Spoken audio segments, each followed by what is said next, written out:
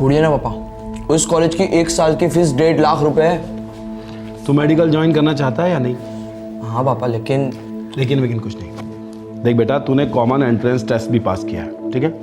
तो परसों तक तू उस कॉलेज में एडमिशन ले ले। जय तू डॉक्टर बनेगा, और पैसों की चिंता तू मत कर। उसका इंतजाम परसों तक हो जाएगा। पैसों का इंतजाम कैसे होगा जी? सुनीता, मलाड में एक हाउसिंग सोसाइटी वाले कुछ काम करवाना चाहते हैं, तो आज जाकर उन्हें हाँ कर देता हूँ। लेकिन आप तो कह रहे थे कि आपके सारे वर्कर्स मारवे रोड वाली साइट पर बिजी हैं, तो फिर आप दूसरा कॉन्ट्रैक्ट कैसे ले सकते हैं? बेटा तू पढ़ाई पर ध्यान दे, और मैडम आप ये पराठे बनाइए। अरे पैसे मैं बनाता हूँ ना। इतनी छोटी सी बात पर इतनी गहरी डिस्कशन की जरूरत क्या है? नहीं पापा, मेरी बात सुनिए। मैं अभी बीएससी में एडमिशन ले लूंगा, फिर 1 साल के बाद सीईटी के लिए फिर से अपीयर करूंगा, और फिर कोई गवर्नमेंट कॉलेज में दाखिला ले लूंगा। देख बेटा, मैं तेरा 1 साल तो क्या 1 दिन भी खराब नहीं होने दूंगा। तो आज ही नरूल कॉलेज जाएगा, वहां से एडमिशन फॉर्म लेके आना। कल तक पैसे आ जाएंगे, परसों तू उसे जाके भर देना। और अब इस बात पर कोई डिस्कशन नहीं, ओके?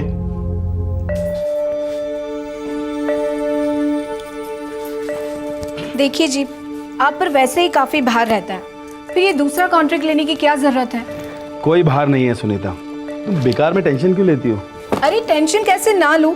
मेरा और जय का आपके अलावा और कोई है क्या? और मेरा कौन है? देखो सुनीता, ये जो भी कुछ मैं कर रहा हूँ तुम दोनों की भलाई के लिए तो कर रहा हूँ। देखो, जब हमारा जय डॉक्टर बन जाएगा, बहुत अच्छा सा काम करेगा और खूब सारे पैसे कमाएगा, मैं ना सुनीता उसके बाद काम करना बंद कर दूंगा। उसके बाद हम दोनों सिर्फ रोमांस किया करेंगे। अच्छा, एक काम करते हैं, हम हर 6 महीने में हनीमून मनाने चला करेंगे, वो भी पूरी दुनिया में घूमकर। पूछो क्यों? क्यों? क्योंकि पिक्चर अभी बाकी है मेरी जान। चलिए।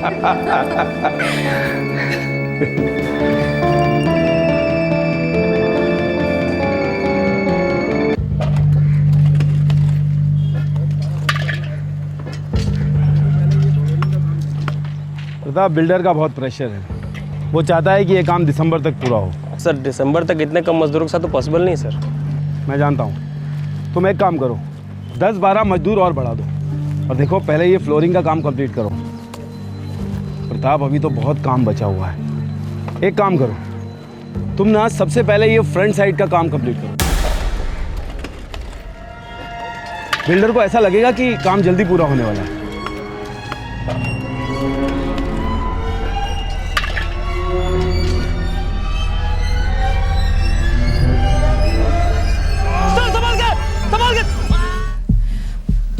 प्रताप, तुम्हारे साहब की हालत ऐसी हुई कैसे? भाभी जी, हम लोग 3rd फ्लोर पे इंस्पेक्शन कर रहे थे, अचानक सर का पैर फिसला और सर गिर गए। क्या? मैं थोड़ा दूर था, नहीं तो थाम लेता उनको। डॉक्टर साहब, मेरे पति कैसे हैं? देखिए मैडम, सीवियर ब्लीडिंग हुई थी और इंटरनल हेमरेज भी काफ़ी था। अब ठीक है ना? घर कब जा सकेंगे? सॉरी मैडम, हम आपके पति को नहीं बचा सके।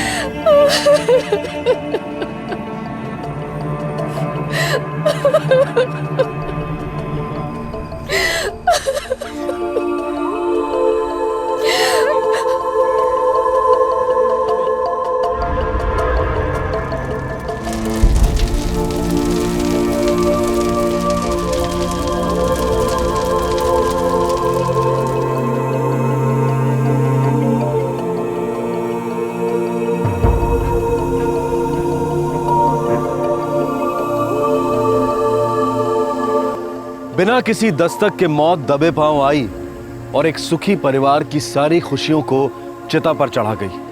हमारे देश के अधिकतर परिवारों में एक पति, एक पिता अकेले आर्थिक जिम्मेदारियां निभाता है। इस केस में दीपक ने अपने परिवार के भविष्य के बारे में सोच रखा था और पहले से ही 12 लाख रुपयों का जीवन बीमा करा लिया था ताकि पत्नी सुनीता और बेटे जय को कभी मोहताज ना होना पड़े। लेकिन फिर एक बार इस परिवार पर कहर टूट पड़ा। सितंबर 2011, मुंबई।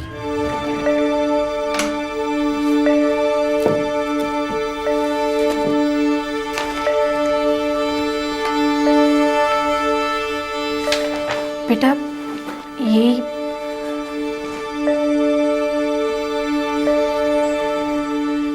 माँ मुझे मेडिकल नहीं करना है, मैं डिग्री कॉलेज ज्वाइन कर लूँगा। 3 साल के बाद जॉब मिलने तक इन पैसों से घर चलाएंगे। नहीं बेटा, तुम्हारे पापा का सपना था कि तुम्हारा सपना पूरा हो। इन पैसों के साथ वो सपना भी पीछे छोड़ गए। तुझे तुम दोनों का सपना पूरा करना ही होगा जय। तू मेडिकल कॉलेज जाएगा ही।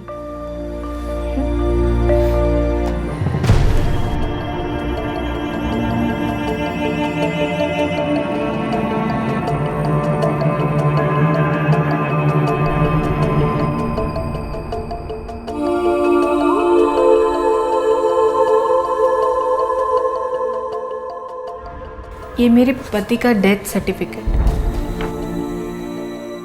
मिसेस मखीजा, आप तो जानती हैं कि थोड़ी फॉर्मेलिटीज पूरी करनी पड़ेगी। हाँ, पर ये पैसे मिलने में कितना टाइम लगेगा? अगर सारा पेपर वर्क सही रहा तो ज़्यादा से ज़्यादा 2 हफ्ते। किसी भी तरह ये जल्दी नहीं हो सकता। मेरा बेटा मेडिकल ज्वाइन कर रहा है, फीस भरनी है। देखिए, मैं अपनी ओर से पूरी कोशिश करूँगा। मैं आपके केस को स्पेशल मार्क कर दूँगा। Thank you.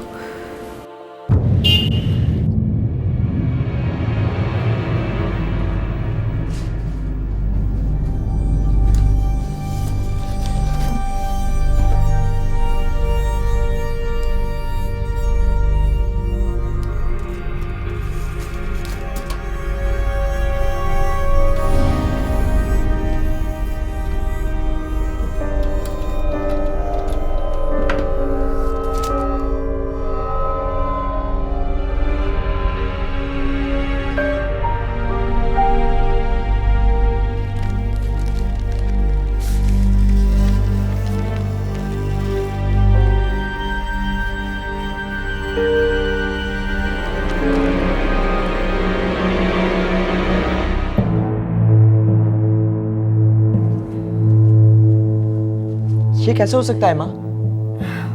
एक पैसा नहीं मिला और इंश्योरेंस कंपनी वाले ने 12 लाख की रिसीट भेज दी है। यहाँ लिखा है कि 3 अक्टूबर को आपको चेक मिल गया है। 3 अक्टूबर को कोई लेटर आया था क्या? नहीं बेटा, कुछ नहीं आया है। मैं रोज रोज लेटर बॉक्स चेक तो नहीं करती, पर उन्होंने कहा था कि ऑफिस से चेक मिलेगा। पोस्ट की तो कोई बात भी नहीं हुई थी। हमारे साथ कोई फ्रॉड कर रहा है माँ।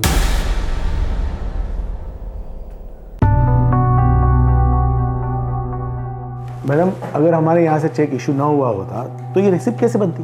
देखिए मिस्टर आपटे, मुझे कोई चेक नहीं मिला है। This is not possible madam. 1 minute. Gadhvi, अंदर आओ तुरंत।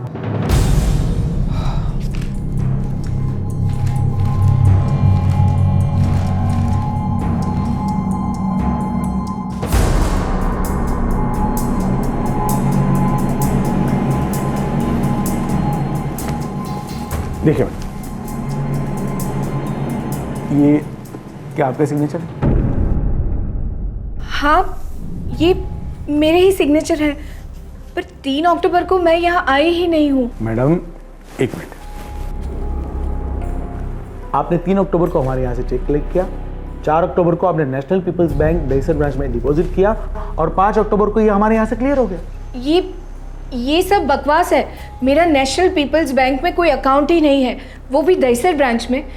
देखिए, हम सेंटा क्रूज में रहते हैं, तो फिर हम अपना अकाउंट किसी दहीसर ब्रांच में क्यों खोलेंगे? मैडम, अगर आपने चेक डिपॉजिट नहीं किया तो ये बैंक में चेक एक्सेप्ट कैसे होता, और तो और ये क्लियर कैसे होता? देखिए सर, मैंने कहा ना आपसे कि मुझे कोई चेक नहीं मिला है, तो फिर उसे डिपॉजिट करवाने का तो सवाल ही पैदा नहीं होता। मेरे साथ चीटिंग हुई है। इन दैट केस मैडम, आपको पुलिस के पास जाना चाहिए। हम आपकी कोई मदद नहीं कर सकते।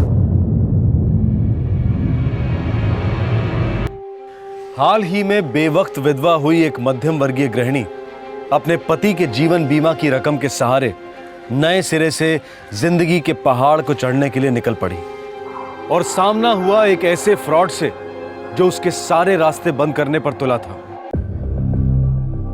मतलब आपने चेक कलेक्ट किया ही नहीं? जी नहीं। लेकिन रिसिप्ट रजिस्टर पे तो आप ही के सिग्नेचर है ना? हाँ, पर वो सिग्नेचर वहाँ कैसे आए मुझे नहीं पता। अच्छा, कौन सी बैंक में चेक डिपॉजिट हुआ था? National people's bank Dahisar branch, पर इस बैंक की किसी भी ब्रांच में मेरा अकाउंट नहीं है। सर, नेशनल पीपल्स बैंक तो नेशनलाइज्ड बैंक है। तो फिर ये कैसे हो सकता है?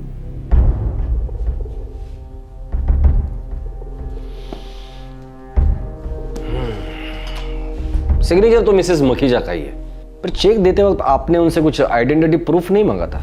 बिल्कुल मांगा था सर। मुझे मिसेस मखीजा ने अपना पैन कार्ड दिखाया था। उसकी कॉपी मिल सकती है मुझे? नहीं सर, वो मैंने नहीं ली। क्यों? जब भी कोई आईडी प्रूफ दिखाकर चेक लेकर जाता है तो उस आईडी प्रूफ की कॉपी रखी जाती है। स्टैंडर्ड प्रैक्टिस है ना ये? हाँ सर, स्टैंडर्ड प्रैक्टिस है, मगर इस बार ये दिमाग से निकल गया। देखिए इंस्पेक्टर, मैं पूरे दावे के साथ कह सकता हूँ कि इसमें हमारी कोई गलती ही नहीं है। आपटे साहब, आपकी इस लापरवाही की वजह से इतना बड़ा फ्रॉड हुआ है और आप कहते हैं कि आपकी कोई गलती नहीं है। इंस्पेक्टर, हमने मिसेस मखीजा को उनका claim out of turn settle करके दिया है। उनको जल्दबाजी थी, इसलिए हमने सारी फाइलें फटाफट प्रोसेस करवाई, और इसी जल्दबाजी में शायद ये एक पैन कार्ड की कॉपी लेना रह गया होगा। That's it.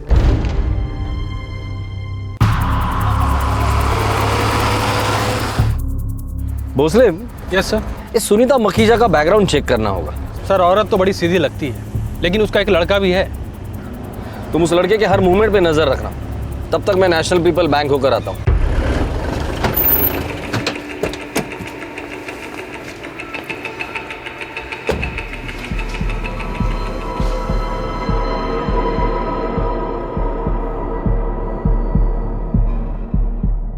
ये चेक 5 अक्टूबर को क्लियर हुआ है सर। 6 अक्टूबर को 6 लाख, 7 अक्टूबर को 3 लाख, 9 अक्टूबर को 2,90,000 रुपए निकाले गए। बैलेंस सिर्फ 15,000 रुपए है। मिश्रा जी, अकाउंट ओपन कब हुआ है? 22 सितंबर 2011। 22 मतलब चेक डिपॉजिट करने के सिर्फ 11 दिन पहले। जी सर। मुझे अकाउंट ओपनिंग फॉर्म मिल सकता है? श्योर सर, ये लीजिए सर।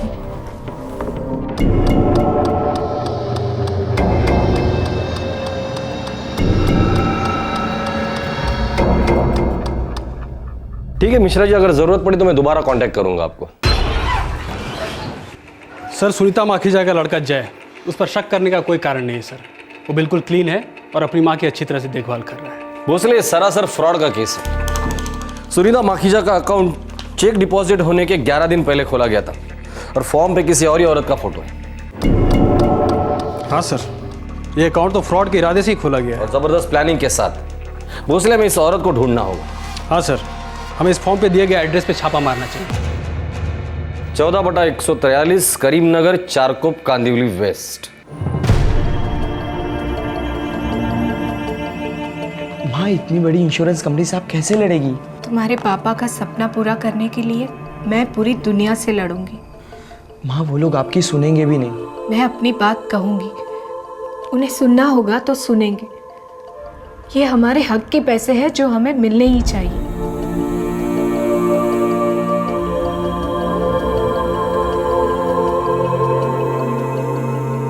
दीपक, जब भी मुझे किसी बात का डर लगता, आप मेरा हाथ थाम लेते। आज मेरा हाथ मत छोड़ना दीपक।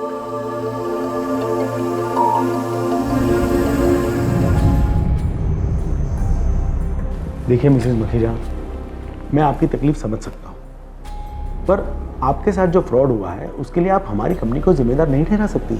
हम पिछले 100 सालों से बिजनेस कर रहे हैं। आपकी कंपनी मेरे हस्बैंड जैसे लोगों की वजह से ही चलती आ रही है। मेरे पति ने बड़ी ही मेहनत से आपके प्रीमियम भरे हैं ताकि बुरे वक्त में मुझे और मेरे बेटे को कोई तकलीफ ना हो। हमें हमारे हक के पैसे मिलने ही चाहिए, जो हम दे चुके हैं।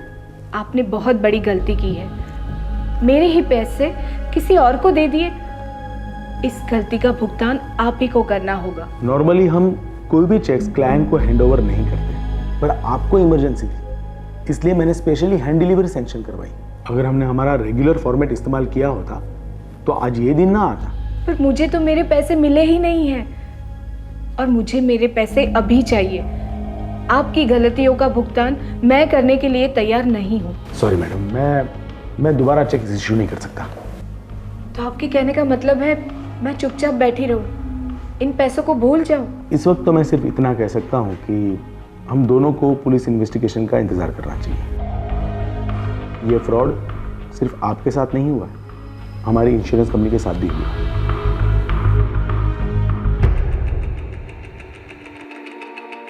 सर करीमनगर में 14/143 नाम की कोई खोली नहीं है, जाली एड्रेस है। लेकिन सर जो पैन कार्ड की कॉपी दी गई है वो जाली नहीं लगती सर। सुनीता माखीजा का पैन कार्ड बनाया होगा, आजकल तो 2 दिन में पैन कार्ड बन जाता है। कितनी अजीब बात है ना सर, इतना ज़रूरी डॉक्यूमेंट्स कोई भी इतनी आसानी से बनवा लेता है। मैं अभी आपके नाम का पैन कार्ड बनवा सकता हूँ सर। 2 दिन में मेरे पास श्रीकांत माने यानी आपके नाम का पैन कार्ड होगा और मैं श्रीकांत माने होगा। इन्होंने बैंक वालों को बनाया कैसे? लगता है उन्होंने ढंग से आइडेंटिफिकेशन की नहीं होगा। सर ये इंट्रोड्यूसर जो है वो बैंक का पुराना ग्राहक है और इस फॉर्म पे उसी के सिग्नेचर है, राजन गिरधर परीख। बैंक से इसका एड्रेस निकालो, देखते ये भी असली है या जाली। रेजिडेंशियल प्रूफ मिलने के बाद ही अकाउंट खोला गया होगा। जाली एड्रेस है मिश्रा जी। आपका तो नेशनलाइज बैंक है, आप लोग डॉक्यूमेंट्स की फिजिकल वेरिफिकेशन नहीं करते। अमूमन तो करते हैं, लेकिन लग रहा है इस बार चूक हो गई है। एक लाचार औरत की जिंदगी चूक गई है मिश्रा जी। आपके ब्रांच की लापरवाही की वजह से इस औरत के पति के इंश्योरेंस के 12 लाख रुपए लूट लिए गए। इस बात का मुझे बेहद अफसोस है सर। बताइए मैं आपकी क्या मदद कर सकता हूँ? इस फ्रॉड औरत को इंट्रोड्यूस करने वाला राजन परीख आपका अकाउंट होल्डर है। 1 सेकंड सर।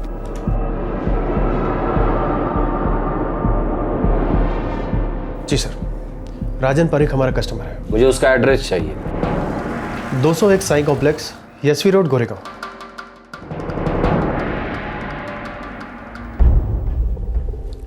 ये सिग्नेचर आपके ही मिस्टर परीख? जी सर। अब फटाफट बता दो, तुम्हें तुम्हारे बालकनी में उल्टा टांगू या मेरे लॉकअप में? सर सर सर ऐसा है कि ऐसा नहीं है, ऐसा वैसा है। 3 हफ्ते पहले इस औरत को बैंक में इंट्रोड्यूस किया था। आप बोलिए ना, मुझे याद नहीं आ रहा है। बोलो बोलो। नहीं सर, मुझे अच्छी तरह याद है, लेकिन ये वो औरत नहीं है जिसके पेपर पे मैंने साइन किए थे।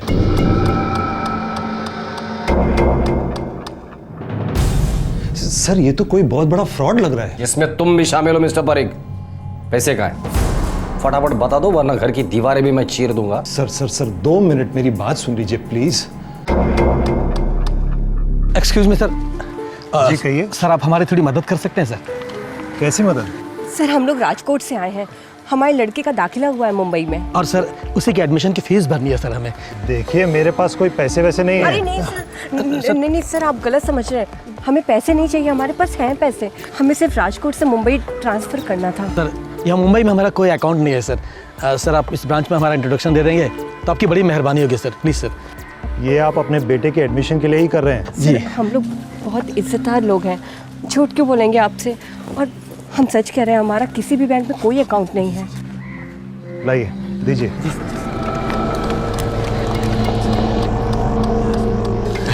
Thank you very much sir. Thank you so much sir, भगवान आपका भला करेंगे। मिस्टर परीख आपकी स्टोरी तो बड़ी इमोशनल है, हमने लाखों बार सुनी है ये। Bhosle yes sir. घसीट कर लेके चल पुलिस स्टेशन। अरे सर सर सर सर ऐसा मत कीजिए प्लीज, बाल बच्चे वाला आदमी हूँ सर। सर मैं तो सिर्फ उनकी मदद कर रहा था, मुझे बिल्कुल मालूम नहीं उन्होंने क्या किया सर। सर बहुत बड़ी गलती हो गई sir, please please I am sorry sir. सालों के तजुर्बे से पुलिस ऑफिसर्स जान गए थे कि राजन पारेख झूठ नहीं बोल रहा था। राजन ने एक बहुत बड़ी भूल की थी, उसने अपने बैंक में अजनबियों को इंट्रोडक्शन दिया था। राजन की इस गलती में हम सब के लिए एक बहुत बड़ी सीख है, कभी भी किसी भी अजनबी को बैंक या किसी भी तरह के अकाउंट के लिए इंट्रोडक्शन ना दें, और यदि दें तो उसके बारे में पूरी जानकारी हासिल कर लें। किसी अज्ञात व्यक्ति के लिए गारंटी देना अपने ही पैरों पर कुल्हाड़ी मार लेने के बराबर है। सुनीता मखीजा के इस केस में अजनबी धोखेबाजों ने शातिर चाल चली थी और मोहरे बने थे मासूम निर्दोष नागरिक।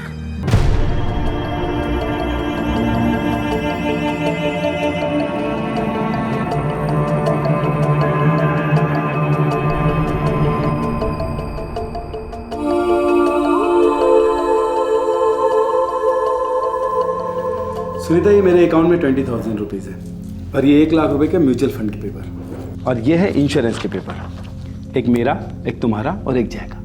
आप ये सब मुझे क्यों बता रहे हैं? भाई तुम्हारे लिए इन्वेस्टमेंट किया है तो और कैसे बताऊंगा? देखो तुम्हें और जय को इन सभी पेपर्स की पूरी जानकारी होना ज़रूरी है। पर आपको जानकारी है ना, फिर हमें जानने की क्या ज़रूरत है? कल मुझे कुछ हो गया तो? मुझे पता था आप ये बात छेड़ेंगे।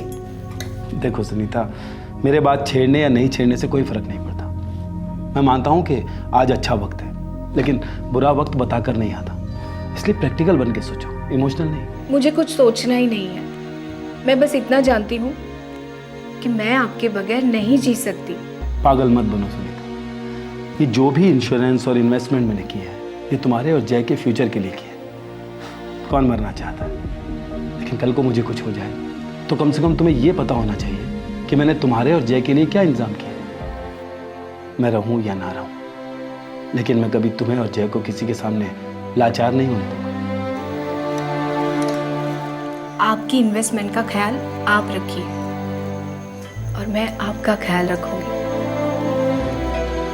मैं भगवान से हर रोज मन्नत मांगती हूँ कि हमारा साथ बना रहे हमेशा।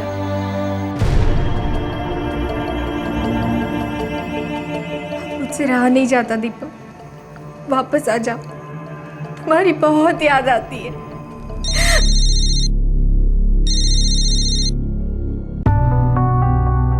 नहीं इंस्पेक्टर साहब, मैं इसे नहीं जानती।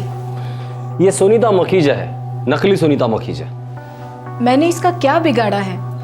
मैडम, पैसा इंसान का जमीर बिगाड़ देता है। हो सकता है इंश्योरेंस कंपनी वालों ने इसी को देखा हो। वहाँ मिस्टर गढ़वी से बात हुई हमारी, पर उन्हें कुछ याद नहीं है।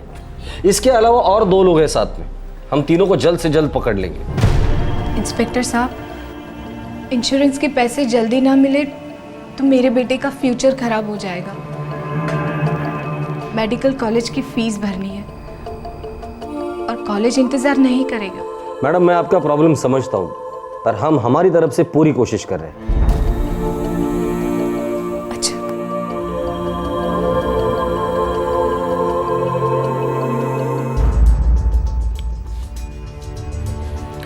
मीरा रोड से चर्चगेट और सीएसटी से थाने तक जितने भी हमारे खबरी है सबको एक्टिवेट कर देना। कह देना बाकी का सब काम छोड़ के इस औरत को ढूंढ कर निकालो। हो सर। ये औरत कल शाम तक मेरी कस्टडी में होनी चाहिए। हो जाएगा सर। बेबस विधवा औरत के इंश्योरेंस का पैसा हड़प लिया इस गैंग ने। ऐसा सबक सिखाऊंगा कि जिंदगी भर याद रखेंगे।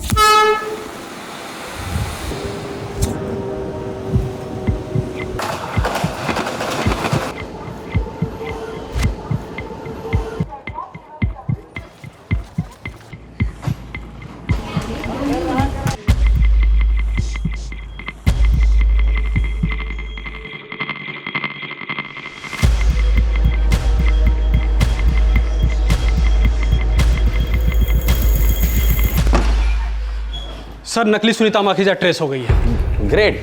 कहाँ है? सर, रफीक खबरी का फोन आया था, वो 4 कोप के एक बनिया की दुकान पर देखी गई है। गाड़ी निकालो।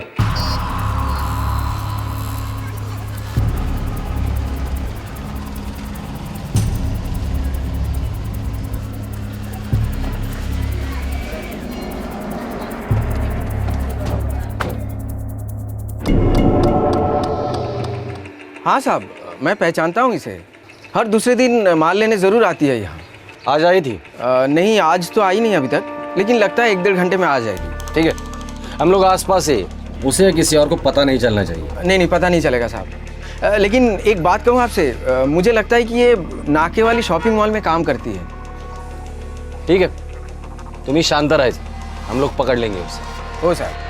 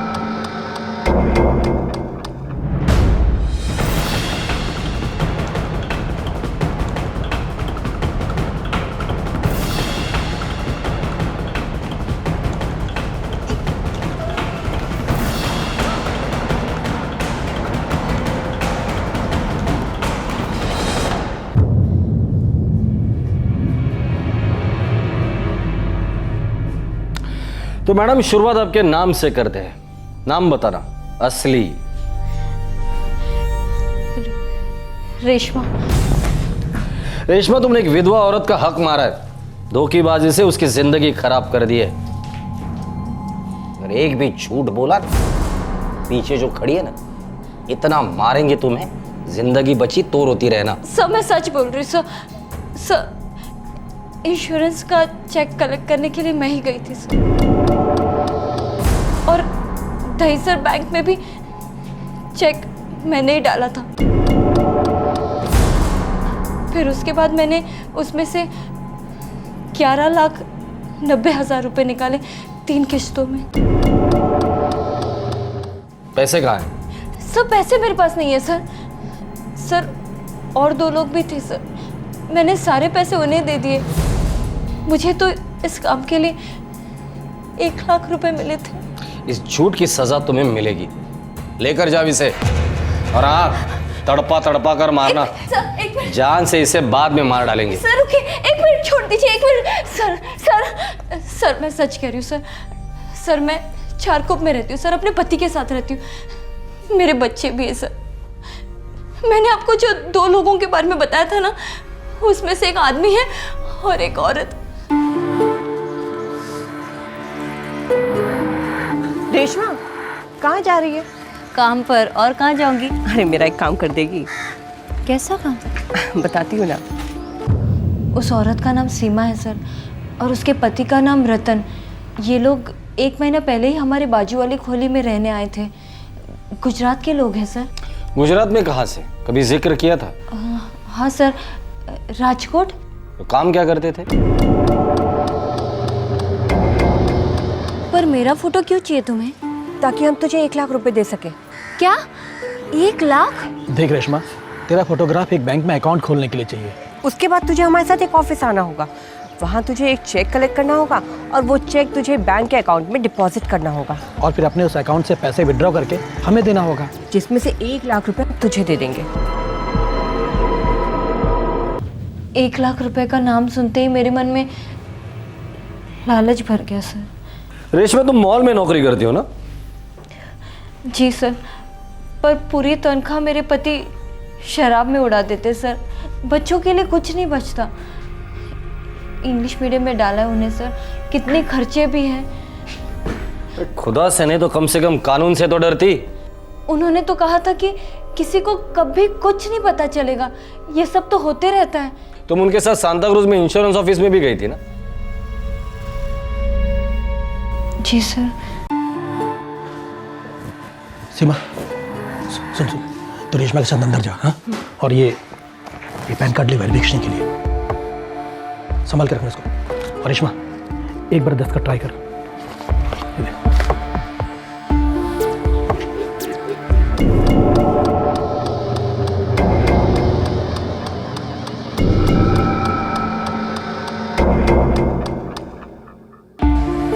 वाह, तू तो कलाकार है। बहुत अच्छा। अब जाओ तुम दोनों, बेस्ट ऑफ लक।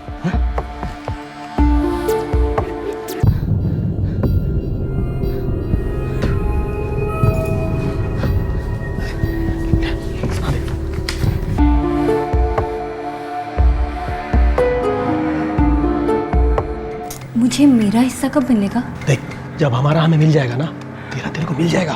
पर काम तो हो गया ना। ये गोली निकल तो गई है, पर अभी तक निशाने पड़ने लगी है। जैसे ही ये चेक क्लियर हो जाएगा ना, कैश हो जाएगा, हम सबकी ऐश हो जाएगी। बस सर, इसके आगे मुझे कुछ नहीं मालूम। मुझे नहीं पता कि ये सुनीता माखीजा है कौन। मुझे ये भी नहीं पता कि ये चेक किस लिए दिया गया था। रेशमा, कुछ दिन पहले इस औरत के पति की मौत हुई थी। उसके जीवन बीमा के पैसे है ये, और इन पैसों से ये औरत अपने लड़के को पढ़ाना चाहती है।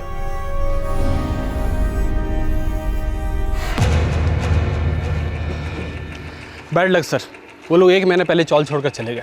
वो तो उन्हें जाना ही था, किसी और जगह पर गए होंगे और एक फ्रॉड करने। बड़े माहिर खिलाड़ी मालूम पड़ते हैं। मेरी समझ में एक बात नहीं आ रहा सर, उनके हाथों में ये मिसेज मखीजा का सिग्नेचर आया कहाँ से? रतन और सीमा? मैं किसी रतन और सीमा को नहीं जानती इंस्पेक्टर साहब। देखिए मैडम, उनके पास आपके सिग्नेचर्स थे जो उन्होंने उस नकली सुनीता मखीजा को सिखाए थे। मैडम, आपके या आपके पति की किसी से कोई दुश्मनी थी? नहीं सर, मुझे ऐसा कोई याद नहीं आ रहा जो हमारे साथ ऐसा कर सके। कहीं ना कहीं से तो उन्हें आपके सिग्नेचर्स मिले थे, इसीलिए तो इतना बड़ा फ्रॉड वो आराम से कर गए। एक नहीं, दो बड़े बड़े इंस्टीट्यूशंस को उन्होंने चकमा दिया है। एक इंश्योरेंस कंपनी, दूसरी नेशनलाइज बैंक। सर, मुझे लगता है कि इन दोनों को अंदर से कोई सपोर्ट मिल रहा है।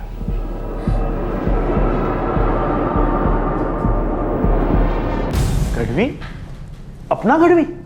नहीं नहीं नहीं इंस्पेक्टर साहब, मुझे लगता है जरूर कोई गलत फहमी है। पिछले 7-8 साल से हमारे साथ सर्विस कर रहा है और बड़ा ईमानदार बंदा है। ठीक है, उसके ईमानदारी की एग्जाम लेते हैं, जरा बुलाएंगे उसे। अच्छा।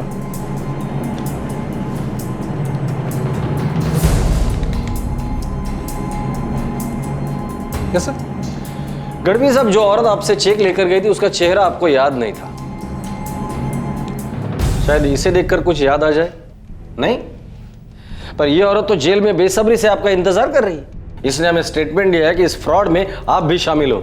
सर, इसमें मेरा कोई हाथ नहीं है। अच्छा, उसले हथकड़ी पहनाकर घसीट के लेकर जाना पूरे ऑफिस के सामने। चल। नहीं प्लीज ऐसा मत कीजिए, ऐसा मत कीजिए प्लीज।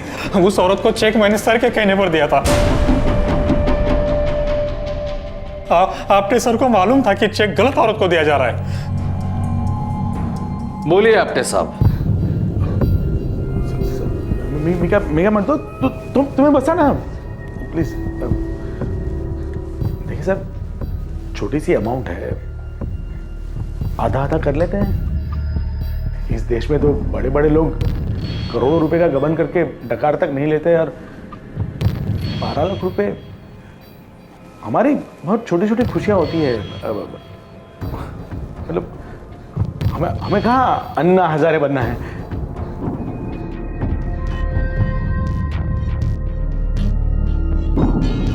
ये पूरी प्लानिंग मेरी ही थी। जाहिर सी बात है, काफी प्रैक्टिस है तुम्हें ऐसे फ्रॉड की। तुम लोगों के दर्द की चिता पर अपने फ्रॉड की रोटी पकाते हो। आपटे विधवाएं, लावारिस बच्चे, बूढ़े माँ बाप, इनके मुंह से निवाला छीनते हो। आगे से ऐसा नहीं होगा सर। बड़ी मेहरबानी होगी आपटे साहब। रतन और सीमा कौन है और इस वक्त कहाँ है? मैं, गढ़वी, रतन और सीमा, हम 4 लोगों की टीम है। रतन और सीमा इस वक्त पोरबंदर में है। मुझे उनकी फोटो चाहिए। है मेरे पास।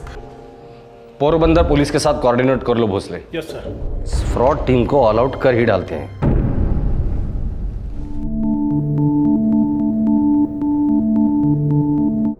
माने साहब, पिछले 4 दिनों से हम लोग इस चीटर जोड़ी की तलाश में थे। आपको पता है हमें वो कहाँ मिले? कहाँ मिले? यही पास के मानिक चौक पुलिस लॉकअप में। ग्रेट वंजारा साहब, ग्रेट। अच्छा, तो आप लोगों ने इन्हें पकड़ ही लिया? एक चेक की फोर्जरी कर रहे थे, बैंक वालों ने पकड़ा उनको। अच्छा वंजारा साहब, एक रिक्वेस्ट करनी थी मुझे। ये दोनों जल्द से जल्द मुझे यहाँ मुंबई में चाहिए। क्या एक विधवा औरत के इंश्योरेंस के 12 लाख रुपए ठग लिए इन लोगों ने। माने साहब, मैं अपने डीसीपी सर से परमिशन लेके उनको जल्दी से डिस्पैच कर दूंगा। Thank you very much Vanjara साहब। जय हिंद। जय हिंद साहब। भोसले का जमाना आ है। हर ऑफिस में बापूजी की तस्वीर है और हर ऑफिस में फ्रॉड और घोटाला हो रहा है। काले धन पर भी तो बापू की तस्वीर होती है ना सर। वो देश की आज़ादी के लिए लड़े, पर आज हर एक भारतवासी उन्हीं को मारने पे तुला हुआ है।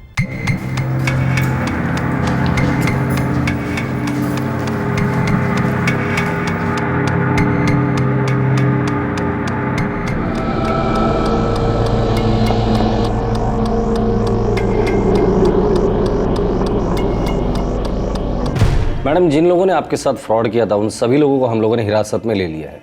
पैसे बरामद हुए? सॉरी, पैसे तो बरामद नहीं हुए क्योंकि उन्होंने सारे पैसे खर्च कर दिए थे।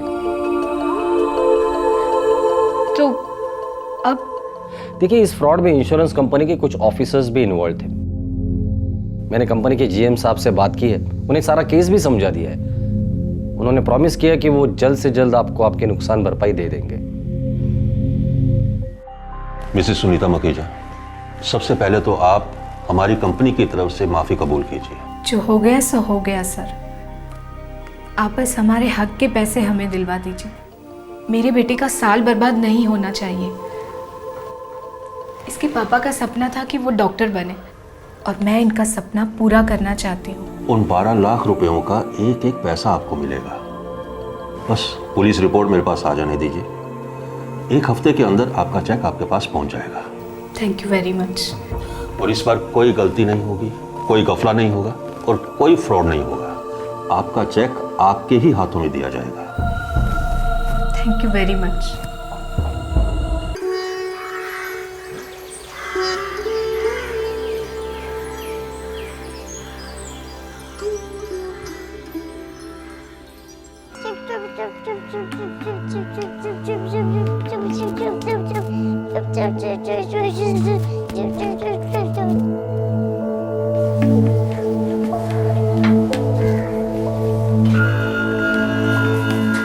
पानी। देखो जी, लड़ाई ना करना। मुझे तो आपको ये बात बतानी ही नहीं थी। तू जो बोली सच है ना? बच्चों की कसम खाऊं, एकदम सच्ची बात है। देख, धर्म सिंह सगा भाई से हमारा, अगर थारी बात झूठी निकली, माँ भवानी की कसम थारा सर खड़े की तरफ फोड़ दूंगा।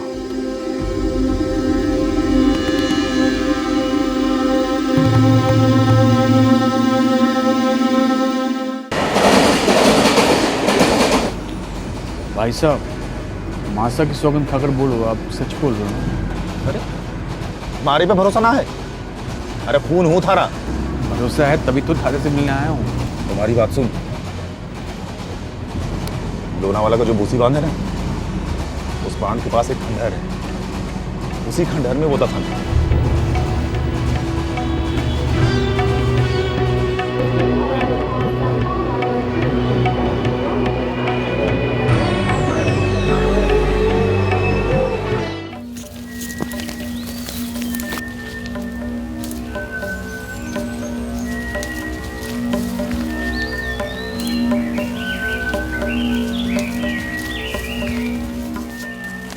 भाई साहब, एक बात पूछनी थी।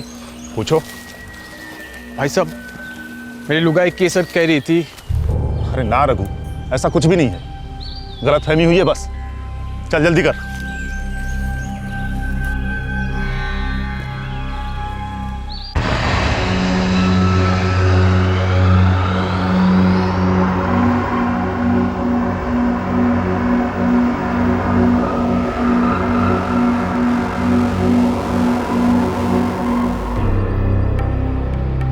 इसी के अंदर है छोटे। भाई साहब, थारे को कैसे पता? इसी में दफन है। खोदना शुरू करते हैं, मिल जाएगा। चल जल्दी आ।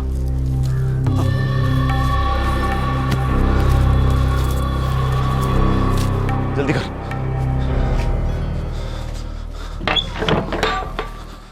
डूंगरपुर राजस्थान के रहने वाले 2 सगे भाई धर्मवीर सिंह और रघुवीर सिंह मुंबई के पास हिल स्टेशन लोनावला आए थे। वो कुछ खोज रहे थे और अचानक नफरत खून से गाढ़ी साबित हुई।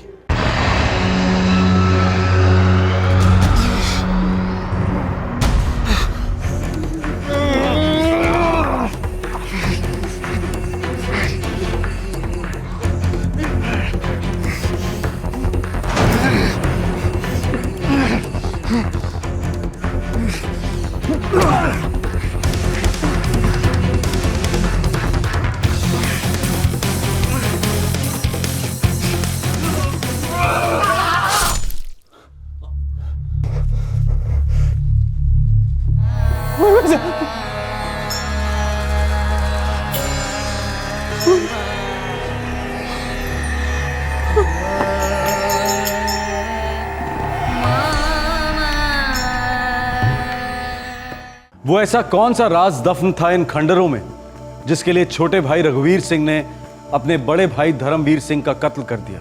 दोनों ने एक ही मां की कोख से जन्म लिया था, दोनों एक साथ पले बड़े थे, दोनों में महज 2 साल का फर्क था। दोनों ने एक साथ अपना गांव डूंगरपुर छोड़ा था और रोजी रोटी कमाने के लिए अपने गांव से हजारों किलोमीटर दूर चले आए थे।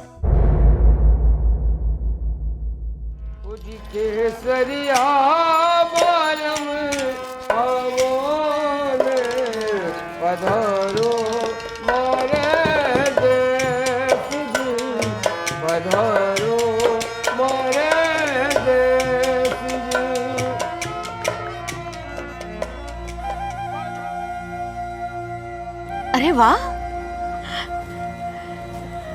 धर्म, रघु, लगता है अब मारे को भी तुम दोनों से ही घड़ा बनाना सीखना पड़ेगा। अरे नहीं मासा, आप तो उस्तादों के भी उस्ताद हो और हम तो सिर्फ आपका हाथ बटा रहे हैं। मासा, अब हम सिर्फ गड़े बनाएंगे और आप बेचना। बहुत सारे गड़े बनाएंगे और उससे बहुत सारे पैसे भी कमाएंगे। जेवर खरीदेंगे अपने मासा के लिए हमारी कमाई से। माँ भवानी ने हमारे को 2-2 हीरे दिए हैं। ओ बनसा बागम दूल्हा गाया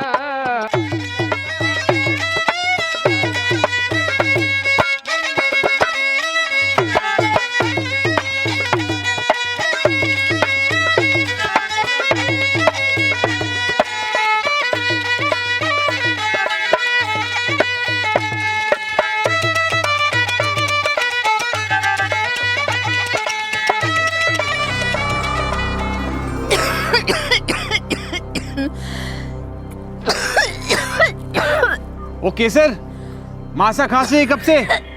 सुनाई नहीं पड़ रहा थारे को? जी हुकुम।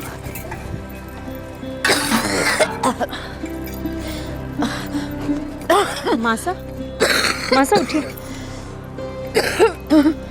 पानी पीजिए। लेट जाइए मासा।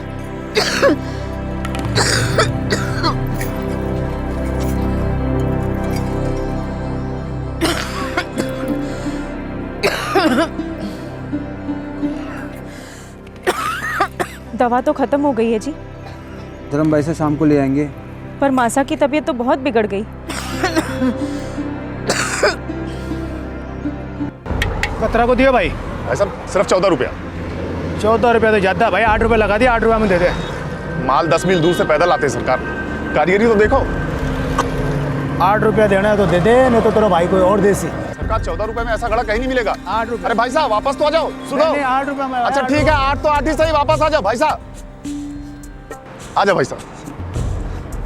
अरे पहुंचने के वक्त नाराज होकर नहीं जाते, ले जाओ। देख भाई, 2-4 दिन में घड़ा गलने वलने लगा तो वापस ला कर दूंगा। 8 पीसे सारा वापस ले जाऊंगा। ये घड़ा गले तो आपको 101 रुपए दे दूं सरकार। अरे कारीगर मारा भाई रघुवीर सिंह है, पूरे राजस्थान में ऐसा कारीगर नहीं मिलेगा। खतरा होगा, ठीक है?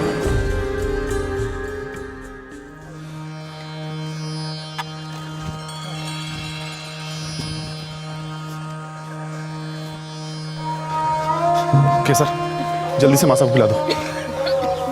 बहुत देर से खांसी है मासा, तबीयत बिगड़ती जा रही है भाई साहब। लगता है अस्पताल लेके जाना पड़ेगा मासा को। अस्पताल जाए हमारे दुश्मन, मैं तो माँ भवानी के चरणों में बैठने जा रही हूँ। ऐसी बात मत नहीं करो मासा। हम दोनों आपको कुछ नहीं होने देंगे मासा। तुम दोनों हमेशा प्यार से रहना,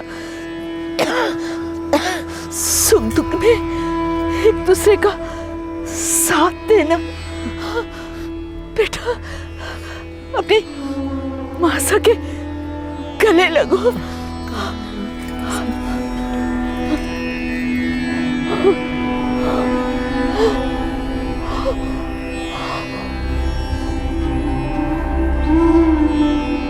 मासा, मासा, मासा, मासा, मासा, मासा,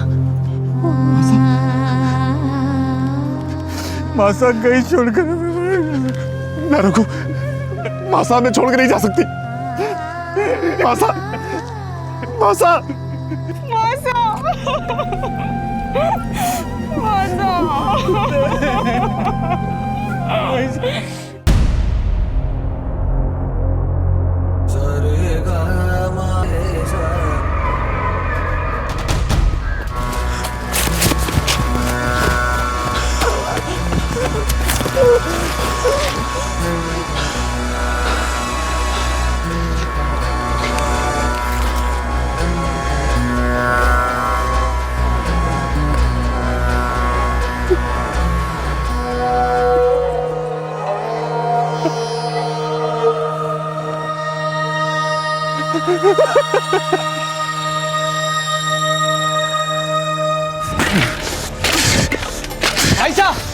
भाई साहब रुको, भाई साहब रुको, क्या कर रहे हो भाई साहब?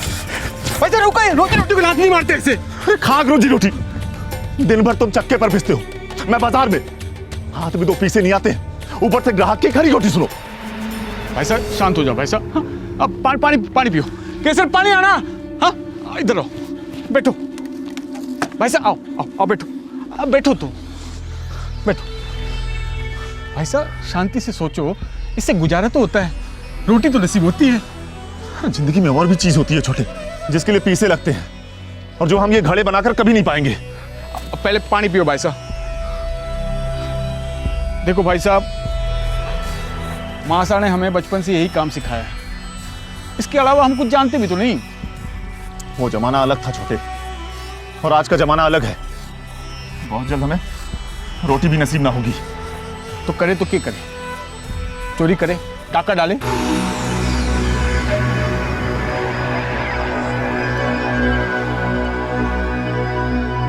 मैंने सोच लिया रघु,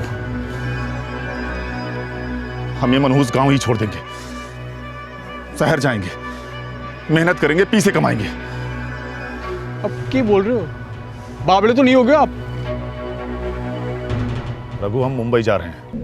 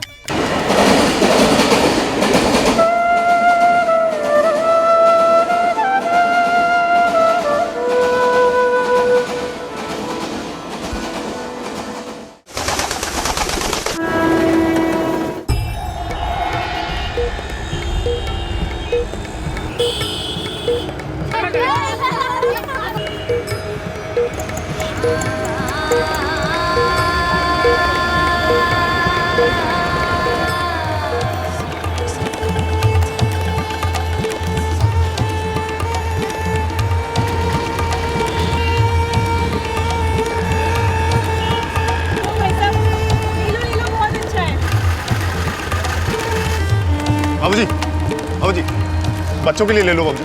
कितने में? सिर्फ 200 रुपए। 200 ज़्यादा हो गया, 50 में दे रहे हो? बाबूजी 100 में तो खरीदी है हमारी, ले लो ना। 50 में दे दो। बाबूजी नुकसान हो जाएगा बाबूजी।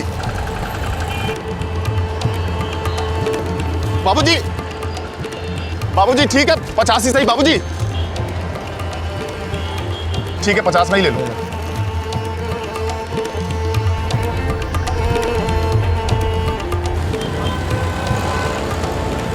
बच्चे के काम आएगी ले।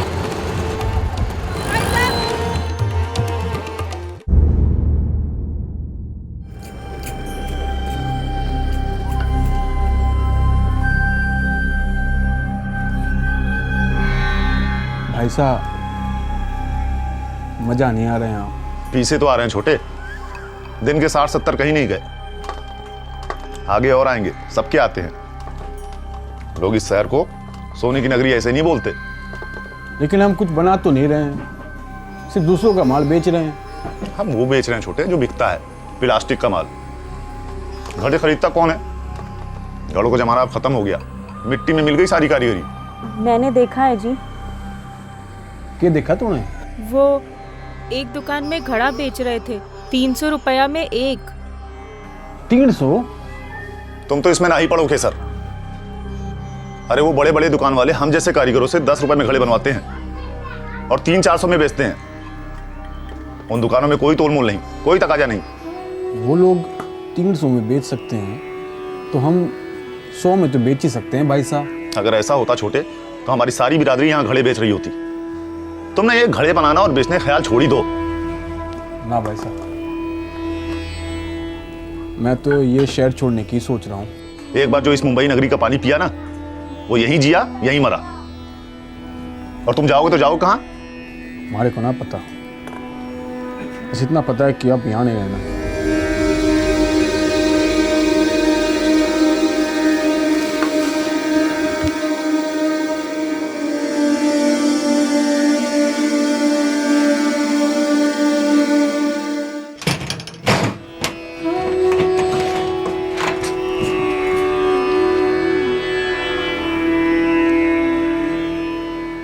मासा को दिया हुआ वादा तोड़ रहा है छोटे। अपने भाई साहब को अकेला छोड़ के जा रहा है। मासा इस शहर में एक दिन भी ना रहती भाई साहब। ये भीड़, ये लालच कभी नहीं। मैं तो कहूँ आप भी चलो हमारे साथ भाई साहब, खड़े बनाएंगे, इज्जत से रहेंगे।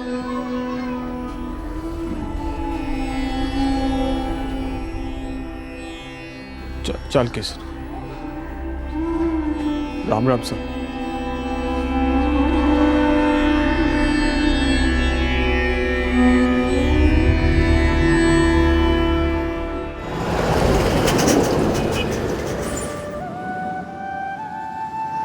ये कौन सा गांव है जी? मावल मुंबई से दूर नहीं, पर उसकी जिंदगी से बहुत दूर है। यहाँ का पता किसने दिया? एक गाड़ी वाले साहब बोले यहाँ के लोग अभी भी गड़े इस्तेमाल करते हैं। तुम्हारा अपना गांव क्या बुरा है जी? वहीं चलते, अपना घर भी है। मासा और भाई साहब के बगैर कैसा गाँव कैसा? यादें रुलाएंगी, यहाँ नई शुरुआत होगी, नई जिंदगी होगी।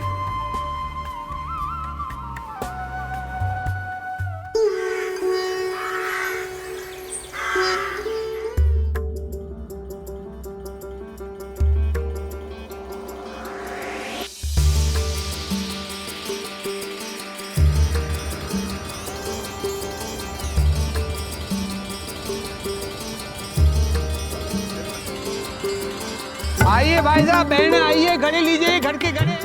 पानी रखिएगा, ठंडे हो जाएंगे। कैसे लगा है?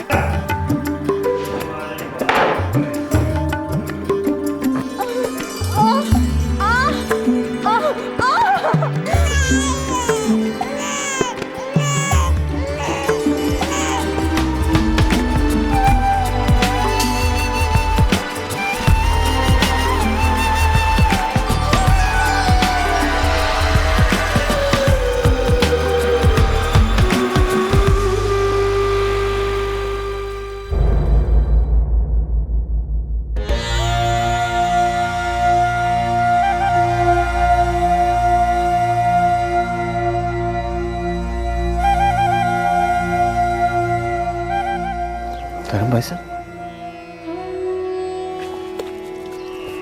धर्म भाई साहब, धर्म भाई साहब, छोटे धर्म भाई साहब, आपको इतने सालों बाद हमारी याद आई? तुम भी तुम्हारे को भूल ही गए थे छोटे। सोचा आकर दोनों को याद दिला दूं। अब दो नहीं है, चार हो गए भाई साहब, अब ताऊ बन गए हो। क्या बोल रहा है? अरे वाह छोटे। आओ भाई साहब, चल।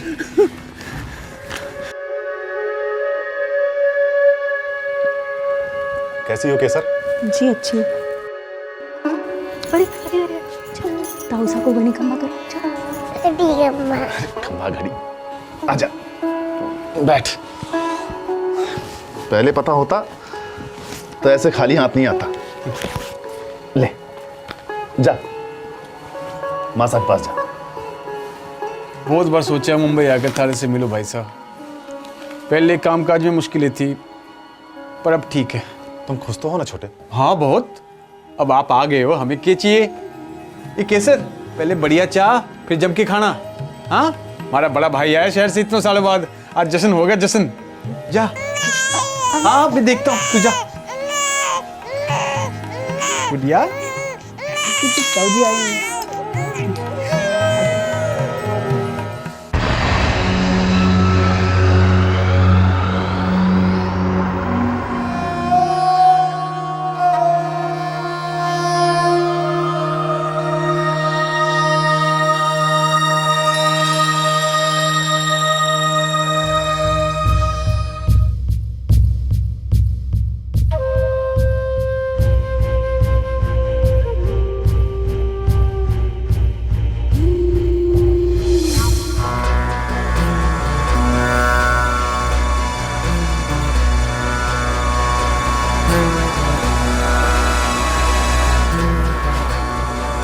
साहब आ जाओ।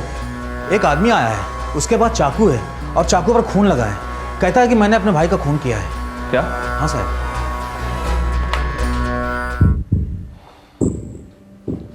तुमने अपने भाई का खून किया? हाँ। लाश कहाँ है? वो जंगल में खंडर है वहाँ।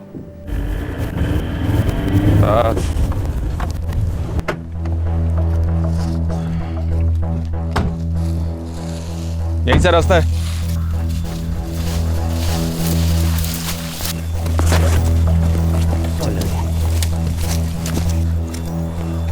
वाह साहब, चलो जल्दी।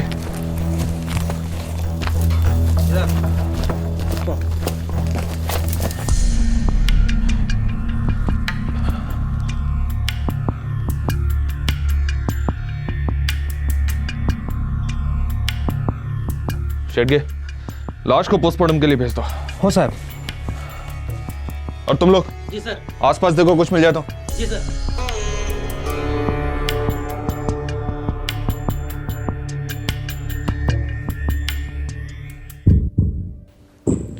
बड़ा भाई था तुम्हारा? जी सरकार। तुमने खुद आकर अपने आप को हमारे हवाले किया है। अफसोस है कत्ल करने का।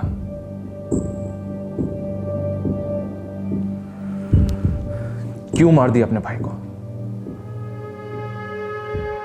भाई साहब, आप यहीं क्यों नहीं रह जाते हमारे साथ?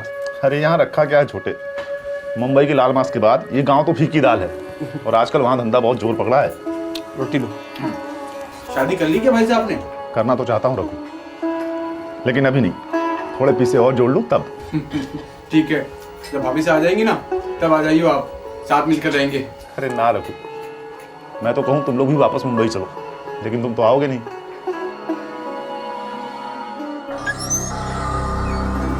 अच्छा लगा मिलके छोटे, बहुत अच्छा लगा। चलता हूँ। भाई साहब यही रुक जाते बढ़िया होता। जेठ जी, मान लीजिए इनकी बात, रुक जाइए या फिर आते रहिए।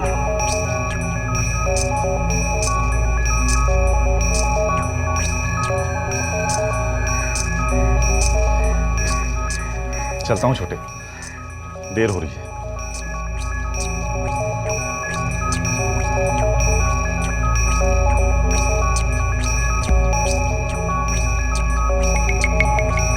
जेठ जी, मान लीजिए इनकी बात, रुक जाइए या फिर आते रहिए।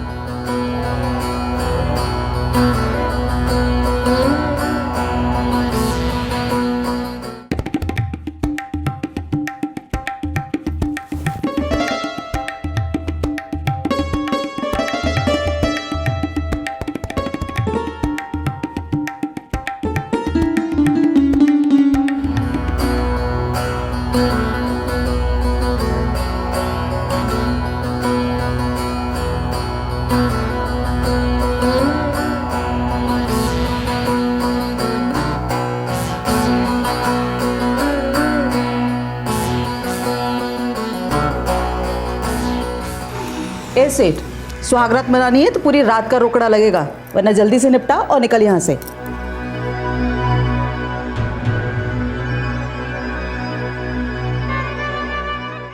देखिए भाई जी, आपके लिए सबसे शानदार घड़ा दिखाता हूँ, बढ़िया सा घड़ा है। क्या भाव दिया भैया? ये जी छोड़िए जी, 25 का है, 20 लगा देता हूँ आपके लिए। आप 18 में दीजिए। जी 18 में। देखिए मजबूत है, पानी रखोगे ठंडा हो जाएगा।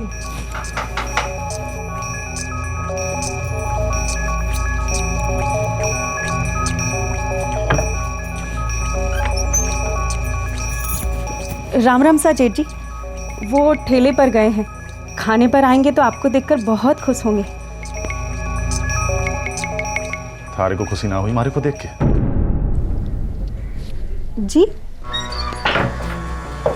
तुमने ही तो कहा था कि रह जाओ या आते रहो।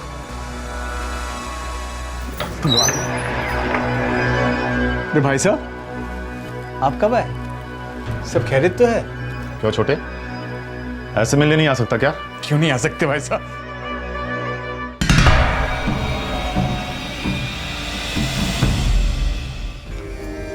ये अपने धर्म भाई साहब दिन में आते हैं, शाम को चले जाते हैं, रात को रुकने कहो तो मना करते हैं, पता नहीं क्यों।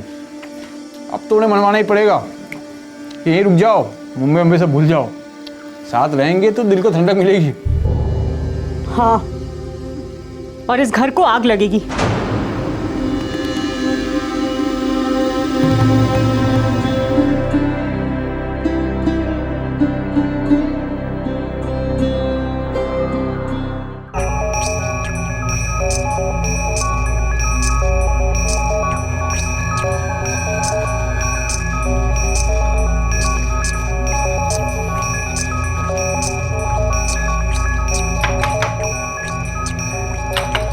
कौन है?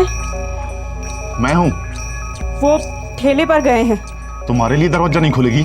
पहले जाकर आप उनसे मिल लीजिए, उनको आपसे कुछ जरूरी बात करनी है। ये बात?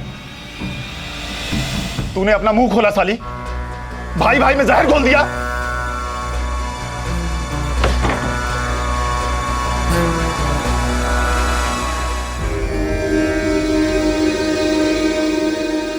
भाई साहब यहाँ आए और बिना मिले चले गए दरवाजे से।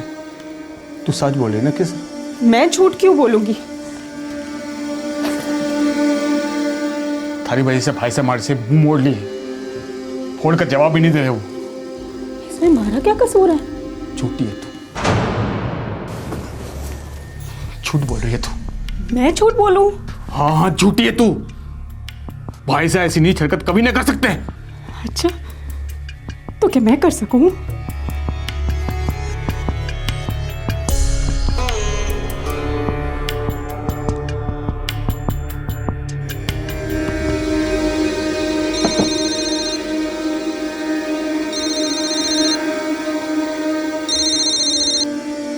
हेलो भाई साहब, राम राम साहब।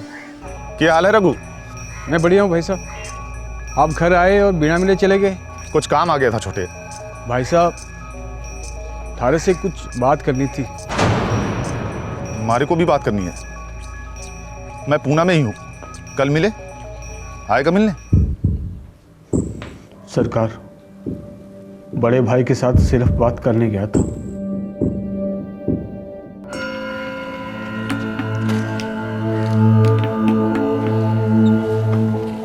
भाई साहब, आपने बुलाया? छोटे, चाय पिएगा? हमारी बात सुन, बैठ। देख, मैं मुंबई में एक सेठ की नौकरी कर रहा हूं। मैंने सेठ की और उनके एक दोस्त के बीच की बात सुनी। ये सेठ जो है ना, एक नंबर का चोर है, बहुत पैसा बनाया है। लेकिन भाई साहब, इन सब बातों से अपना क्या लेन देन? छोटे सेठ ने पैसा छिपा कर रखा है, लोनावाला के पास एक खंडहर में दफना दिया है।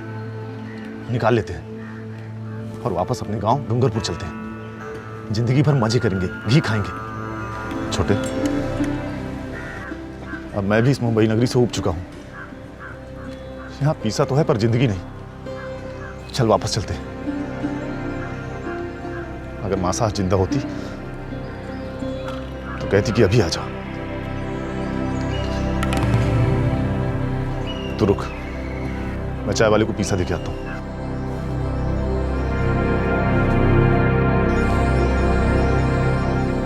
एक तरफ मेरे भाई साहब हमारे साथ इतना सारा पैसा बांटने को तैयार थे,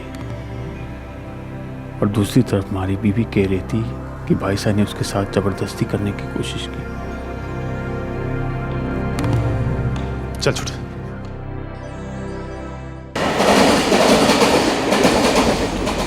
भाई साहब, मासा की सौगंध खाकर बोलो, आप सच बोल रहे हो ना? अरे मारे पे भरोसा ना है? अरे खून हूं थारा। तुम्हारे भाई ने तुम्हारी बीवी की इज्जत पे हाथ डाला था, तुम्हें उसका बदला लेना था। ऊपर से पैसों की लालच ने तुम्हें पूरी तरह से अंधा कर दिया। तुम लोनावला अपने भाई का मर्डर करने के इरादे से गए थे ना? हाँ सरकार, हमारा ऐसा कोई इरादा ना था। यही जगह है छोटे। लेकिन भाई साहब, खोदेंगे कैसे?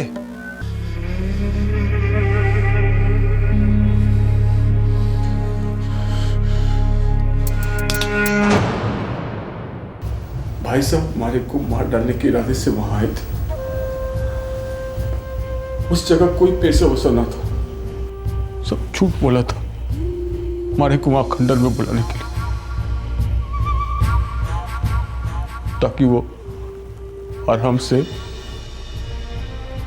हमारा कत्ल कर सके। भाई साहब, हमारे को मार डालने के लिए यहाँ बुलाया था। चाल चली आपने। तेरी लुगाई की जुबान भी तो चली। मैं क्या करता? थारी नजर में गिरा दिया हमारे को केसर ने। तो माफी मांग लेते हमसे। केसर से माफी मांग लेते। मतलब थारी लुगाई का कुत्ता बन कर हूं। वो मेरा मजाक उड़ाए, मुझे नीचा दिखा के बोले कि थारे पे हमारी मर्द की मेहरबानी है। ना छोटे ना मैं माफी मांगूंगा और ना थारे को माफ करने का मौका दूंगा।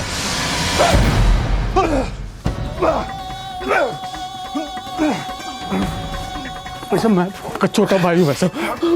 मेरे छोटे छोटे बच्चे हैं भाई साहब, उनको लवारिस मत करो भाई साहब। ये क्या कर रहे हो आप? पागल हो रहे हो?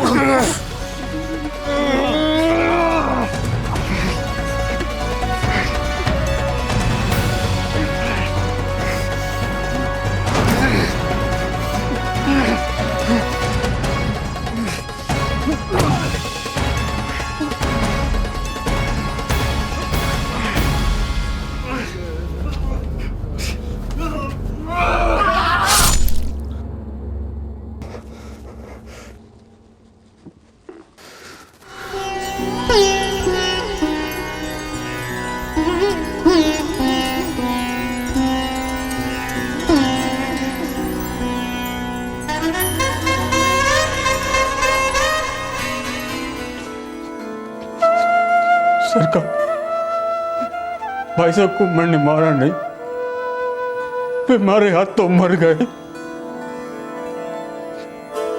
खून का रिश्ता था जी हमारा। मैंने नहीं मारा, मैंने नहीं मारा।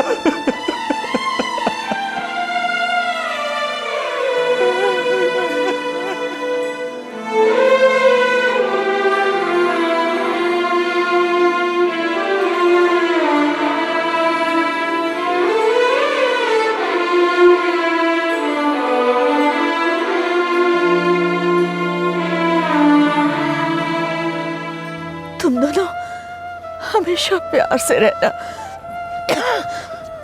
सुख दुख में एक दूसरे का साथ देना।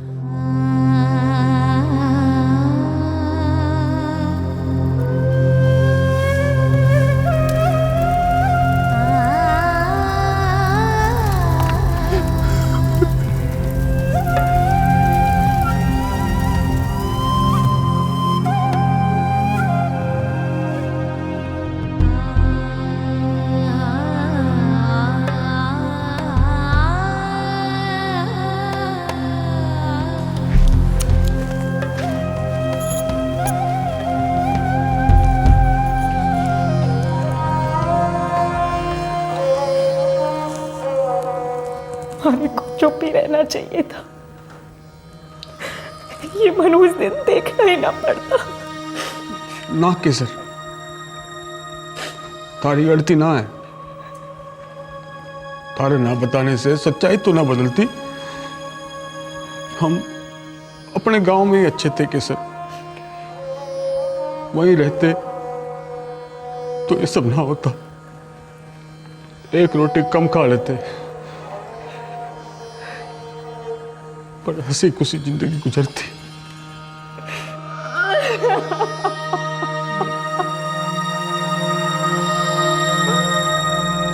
एक ही मां की कोख से जन्मे दो सगे भाई एक साथ पले बढ़े, एक साथ अपना गांव छोड़कर शहर आए 4 पैसे कमाने।